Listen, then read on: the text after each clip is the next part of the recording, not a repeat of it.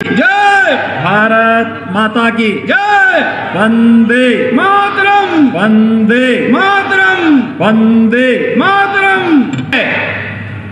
कि प्रधानमंत्री मोदी जी के एक एक कदम के कारण जहां भारत की तकदीर और तस्वीर बदलती हुई दिखाई दे रही है, वहीं जिन्हें भारत की प्रगति अच्छी नहीं लग रही है, वे लोग भी षड्यंत्र करने में कोई कोर कसर नहीं छोड़ रहे हैं, कोई कोर कसर नहीं छोड़ रहे हैं। आपने देखा होगा किस प्रकार से एक एक झूठ को बार बार बोल करके इनके द्वारा प्रयास किया जा रहा है कि झूठ बोल करके देश के अंदर अव्यवस्था और अराजकता का एक माहौल पैदा किया जाए, लोगों को देश की व्यवस्था से अलग करने का षड्यंत्र करने का प्रयास हो रहा है।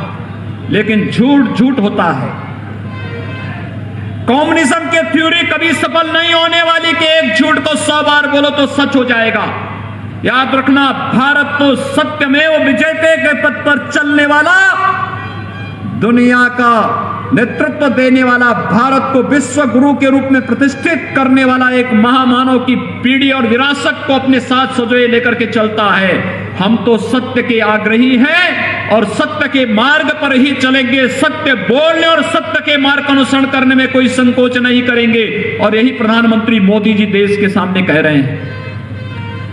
जिन्हें अच्छा नहीं लगता किसानों के जीवन में परिवर्तन, याद करिए प्रधानमंत्री मोदी जी ने कहा था, उन्होंने कहा था हम किसानों के जीवन में व्यापक परिवर्तन करेंगे और इसके लिए खेत से लेकर के खलियान तक और बीज से लेके बाजार तक एक चेन डेवलप करेंगे जो किसानों की आमदनी को 2022 तक दुगना करने का कार्य करेगी। और भाइयों बहनों, इस सॉइल हेल्थ कार्ड की व्यवस्था उसी प्रक्रिया का हिस्सा है।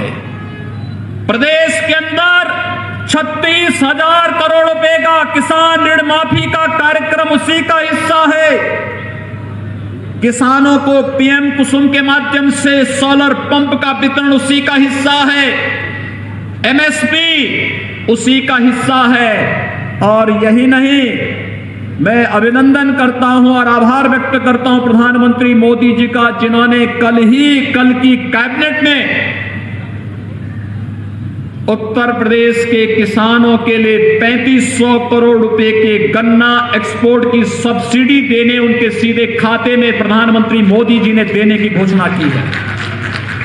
आप सोचिए, ये 3500 करोड़ रुपए हमारे अन्नदाता किसानों के खाते में सीधे प्रधानमंत्री जी क्लिक करेंगे और अन्नदाता किसानों के खाते में एक पैसा जाएगा।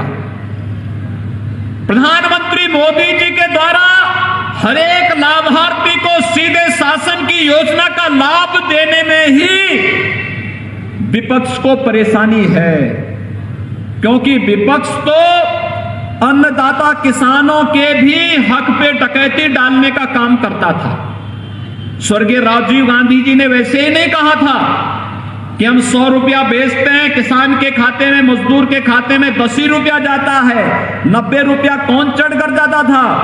आज जो परेशानी जिन लोगों को ये 90 रुपया चट करने वाले लोगों के जब हक पर पूरी तरह प्रतिबंधित किया जा रहा है, उसको रोका जा रहा है, तो उसे परेशानी हो रही है। और परेशानी इस बात की हो रही है कि ये तो कैसी सरकार चल रही है कि बिचौलिए और दलाल एक तरफ के जा रहे हैं और योजना का लाभ किसान को, गांव को, मजदूर को, नौजवान को, महिलाओं को उनके खाते में पैसा सीधे डाल करके किया जा रहा है।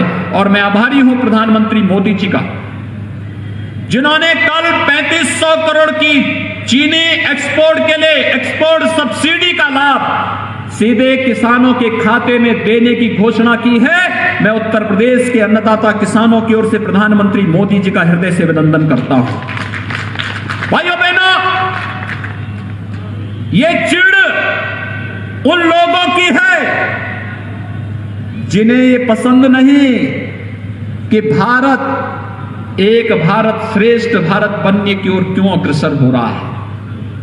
याद करिए, प्रधानमंत्री मोदी जी ने पहले कार्यकाल के लिए कहा था हम गरीबों के लिए, किसानों के लिए, नौजवानों के लिए, महिलाओं के लिए, समाज के लिए काम करेंगे। किसी को रसोई गैस का कनेक्शन, किसी को बिजली का कनेक्शन, किसी को प्रधानमंत्री आवास योजना का लाभ, हर गरीब को शौचालय की सुविधा का लाभ। आयुष्मान भारत में हर एक गरीब को 5 लाख रुपए की स्वास्थ्य बीमा का कवर देने का कार्य पूरी प्रतिबद्धता और पूरी ईमानदारी के साथ किया गया। लेकिन दूसरे कार्यकाल के लिए भी लक्ष्य निर्धारित कर दिए गए। आपने देखा होगा एक जगह धरना चल रहा है और धरने में मांग क्या हो रही है? पहले दिन उन्होंने कहा एमएसपी की गारंटी मिलनी चाहिए। भारत सरकार ने कहा कि एमएसपी तो हम दे ही रहे हैं, एमएसपी वापस लेने का कोई सवाल ही नहीं होता है। एमएसपी बल्कि कृषि संबंधी 3 कानून बनने के बाद सितंबर 2020 में एमएसपी में बढ़ोतरी करने का काम भी प्रधानमंत्री मोदी जी के नेतृत्व में केंद्रीय कैबिनेट ने किया है। लेकिन गुमराह करने वाले लोग क्यों गुमराह कर रहे हैं? क्योंकि उन्हें बुरा लग रहा है। और बुरा किस बात का लग रहा है? क्योंकि जो लोग भारत के स्वाभिमान और सम्मान को कचोड़ते थे,